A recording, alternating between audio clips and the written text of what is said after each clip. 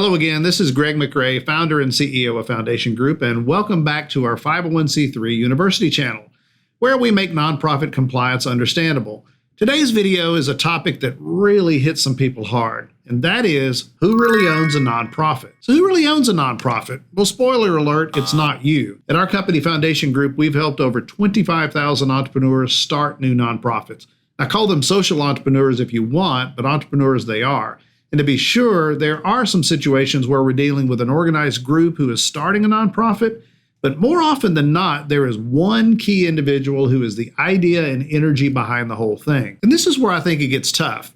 You've got someone who's investing no less effort, money, or even risk to launch this thing as someone starting a normal small business.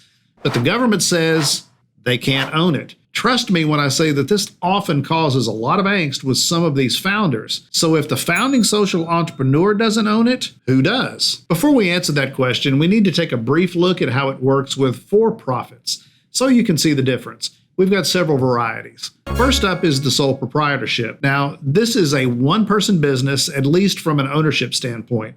A sole proprietorship may have to secure things like a business license, but it's a fairly informal structure. Legally, there's no distinction between the person and the business. The sole owner assumes complete responsibility for all liabilities and debts of the business, and these are typically the smallest of businesses. Next up is the partnership. A general partnership is when two or more individuals co-own a for-profit business.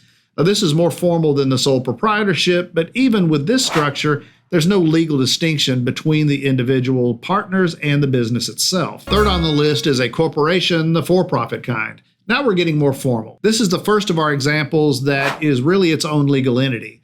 A corporation is a legal person in the eyes of the law owned by one or more shareholders. Our final example is the LLC, or limited liability company. Now, an LLC is a formal association that combines the advantage of a corporation's limited liability and the flexibility of a partnership. It has members instead of shareholders, but it works very similarly. So what's the point of all that? Well, it's this. Despite the variety of structures I just talked about, the commonality is that they all have owners who have a legal right to the profits, should there be any.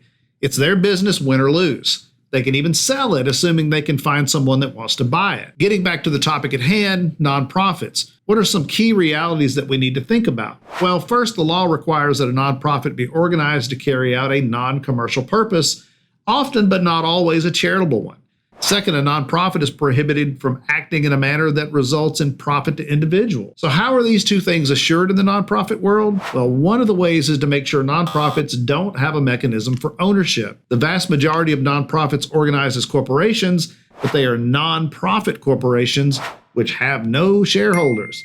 No shareholders, no net profit distribution. Also, a nonprofit cannot be sold. Again, without an ownership mechanism like shares of stock, there's nothing to sell. In fact, both the IRS and most states require charitable nonprofits that are winding down operations to distribute all of their assets after debts are settled to one or more 501c3 organizations. Now, they might sell the material assets, but it's not like the directors can take the money. It has to be given away to another 501c3. Like I said earlier, this reality can come as a shock to new nonprofit founders. It just never occurred to them that this wasn't going to be theirs. Look, I get it. I'm a business owner. You put everything you've got into something, but in this case, it just seems like it's all risk and no reward. And more than that, if it's a public charity, which the vast majority of nonprofits are, you can't even fully control it. You're expected to have a diverse board governing with you, which might even have the authority to get rid of you someday if they want to. Ouch. I think I just heard somebody out there say to their screen, so why bother? If it sounds like the picture I'm painting is negative, I don't mean it to be. It's just that we want people to understand what they're getting into. The truth is, some ideas just work better as nonprofits, especially if it involves raising donor support or grant funding. You really can't do that effectively as a for-profit. And the lack of ownership doesn't mean that you can't be paid as an employee, especially if it's a public charity that we're talking about. There are even ways to structure a new organization that will provide additional protection to the founders so that they can't easily be removed by a board gone rogue. Yes, Mr. Coach, for you. You're fired! We'll talk more about that in an upcoming video soon. I hope that brings some much needed clarity for you. It's a misunderstood subject that really deserves more attention. But that's it for today, though. We'd love for you to hit the like button and subscribe to our channel. We have loads of great content and more on the way. Thanks for watching. Now go serve your community.